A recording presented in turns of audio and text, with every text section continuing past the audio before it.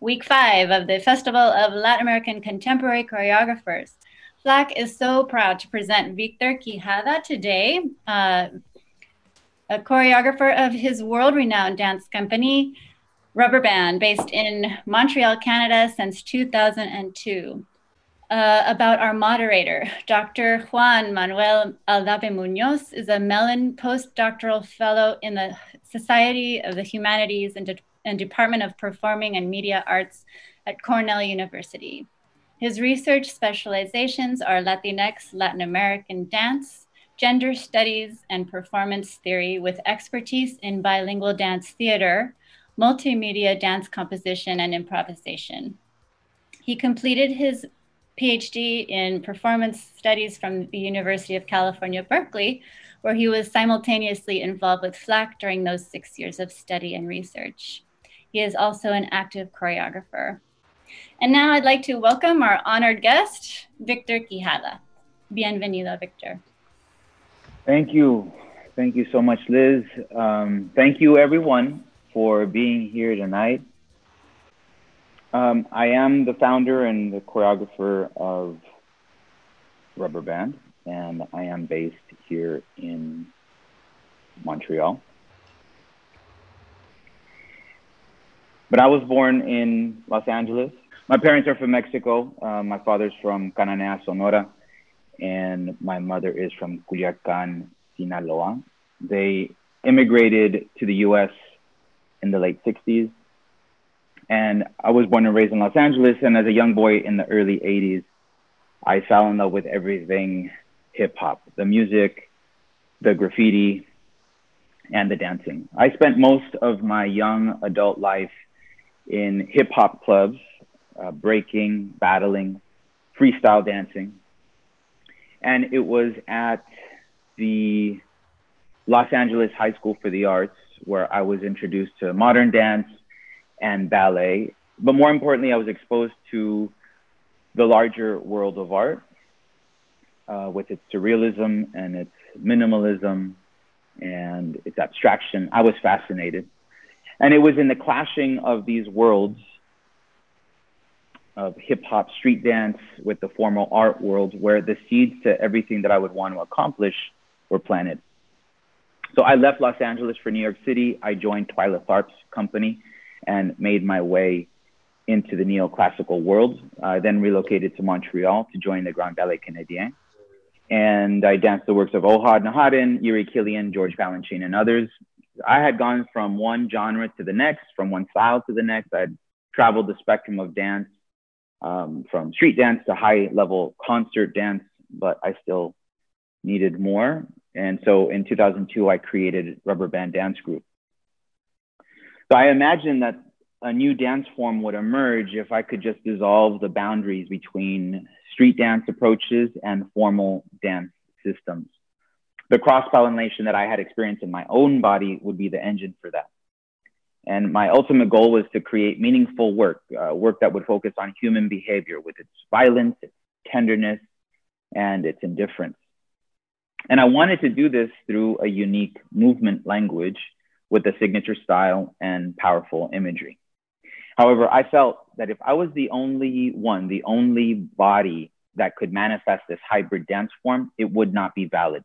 To truly accomplish my dream, I felt I needed to transmit this hybrid understanding to a company of dancers so that all of them could embody it as well. So I've worked hard to develop and define this movement method, created a training system to allow any dancer from any background to achieve my choreographic vision. And I've shared that vision through my company, but also as a guest choreographer with companies like Hubbard Street Dance in Chicago, Pacific Northwest Ballet in Seattle, Tanz Mainz in Germany, and others. I've also explored dance on screen as both a director and a choreographer for film and television.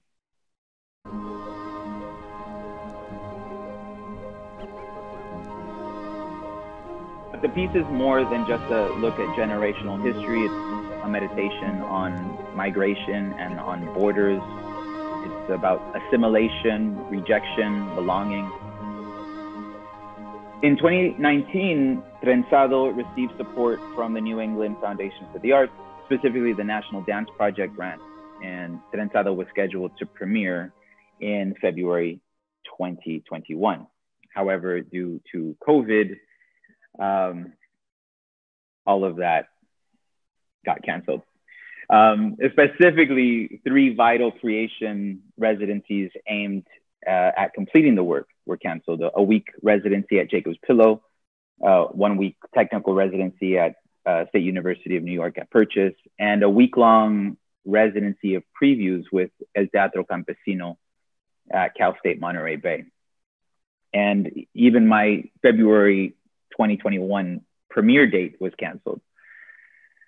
So in the wake of that, I have decided to pick up work on Trenzado, and at the end of this month, I'll get into a theater with my crew and I'll complete the work, I'll document it, and save it in a can until further notice. My plan is to use the solo portion that I worked out in 2017 and create a group piece, adding 4 dancers to it. And yeah, so I wanted to present this work as my topic tonight. Juan, I've shared the work with you, the full work in progress, which runs at 35 minutes, and the final version, the final product, I imagine it being between 60 and 75 minutes. So maybe we can segue into a conversation or questions. If you'd like to see a little snippet of that solo, I'm prepared to show you and share that with you. Victor, thank you so much for this opportunity. As Liz said, I found out about your work when I was just getting started in my formal modern dance. So for me to be here is really exciting. For me, you know, I grew up mixing a variety of dance forms, b-boying, you know, street, freestyle, along with salsa, merengue, duranguense, quebradita, and then later on modern dance. So to hear about your work back then, and it really just attracted me. And I remember seeing small clips early on in the early 2000s, mid to 2000s, and thinking that I wanted to be a part of that work. But for me, I was undocumented. So the idea of leaving the US to go to Canada was just not possible. So to be here at this juncture is really exciting. And that's what I love about the Trenzado, is that it deals with all these issues of borders. Some are very explicit, you know, you going to Canada, your family, parents going to coming to the US. And I feel honored that I've actually seen the entire solo and have a little bit more. So in a way, this conversation kind of in a way creates a border also around us that keeps some of the folks participating here tonight. So I really like that tension, right? And that's what also another part that I enjoy about Trenzado is that it deals with issues of borders that are also less explicit, right? In the dance, you talk about hip hop and concert dance. So I was wondering, what was your personal experience stepping through some of those borders of hip hop going into concert dance? And do you notice some of those tensions still in hip hop and concert dance? Yeah, well, I think it's important to say that I've been able to cross that border or see that border, come across that border as a dancer and a performer, and also as a choreographer and as a director. So as a dancer and a performer, for sure there is almost an insurmountable feeling of being an outsider, and you know, how do you become an insider? And when I, for example, left Los Angeles to join Twyla Tharp's company, I had very little professional experience. I had been working with Rudy Perez. He was my mentor in Los Angeles. I had met him at the Los Angeles County High School for the Arts. But aside from that, like just learning choreography, I think I was in the cypher, in the hip hop freestyle cypher, there was so much that I had cultivated. There was so much that I knew. I knew about timing. I knew about performing. I knew about courage. I knew about swallowing fear and letting the, you know, sometimes we think ego is not a good thing, but I learned how to channel the ego and break through my own personal limitations. But when it came to ballet technique or studio experience, I had very, very little. And when I first joined Twyla's company, it was very obvious that I was different. I was very different. And the only way to really fit in was to be as good, or to try to be as good as my peers.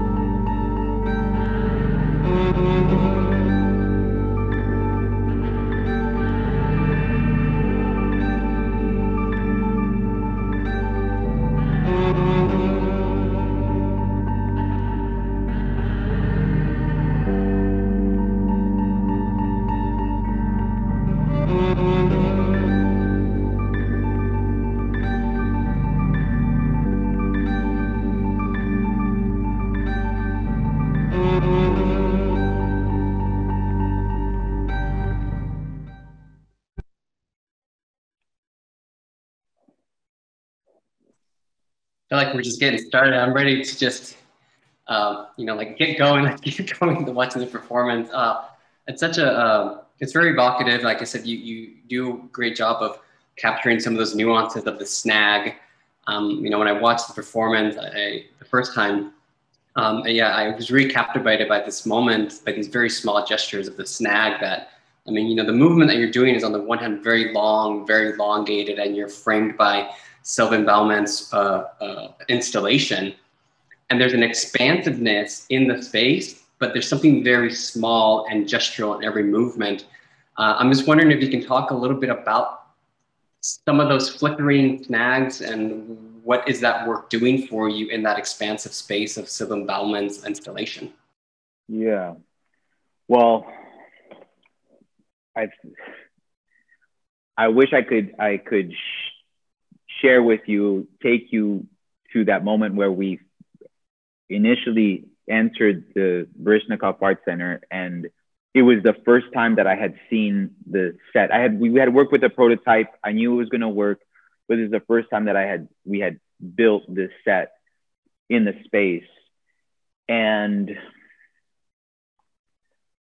I just felt really overwhelmed by it.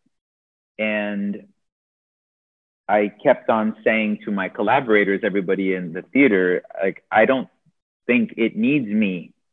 This piece does not need me. And then I started like kind of realizing that Sylvain Bowman, he's not a set designer. He's a visual artist, an architect, and he makes installations. And so this piece was owning the space.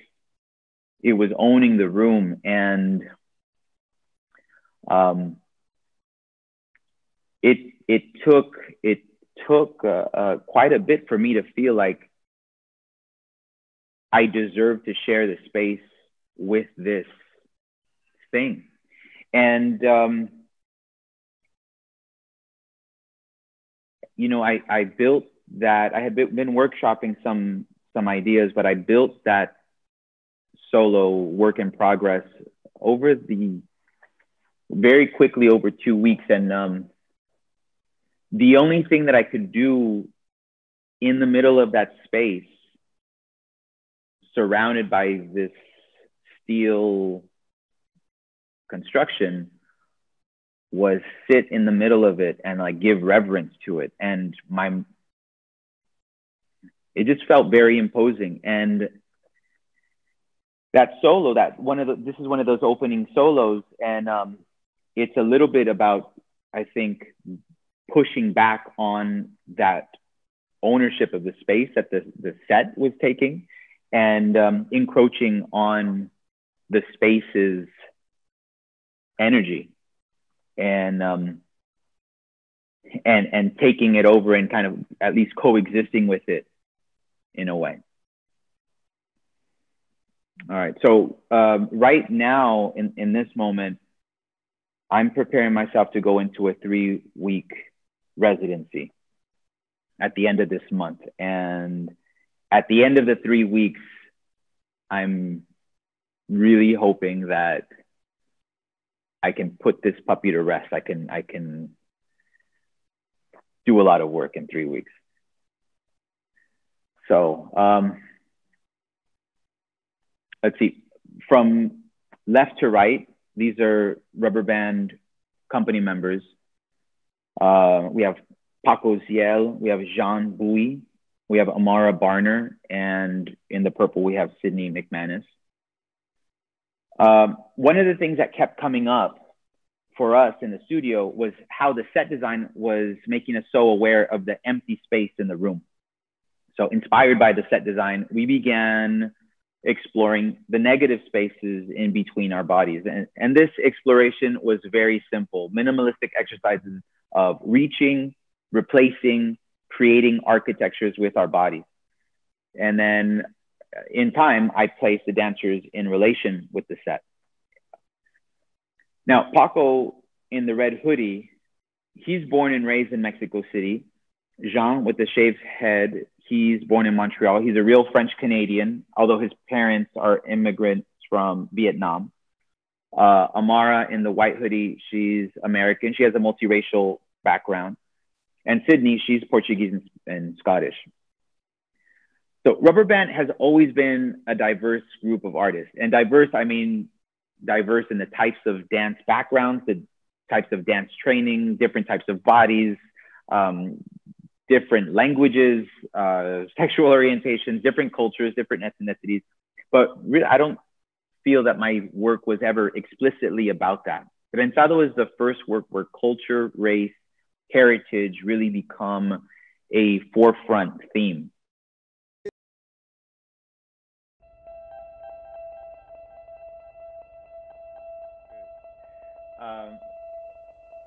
Well, maybe after I'll repeat anything that didn't make sense. Here is some early exploration with the set. Like I said, I had asked Sylvain Bowman to design a set that could be moved into different dispositions. But working with the dancers, we started to explore and create or discover new dispositions that had not been planned, that had not been foreseen, and part of the process was exploring what could hold up in the performance.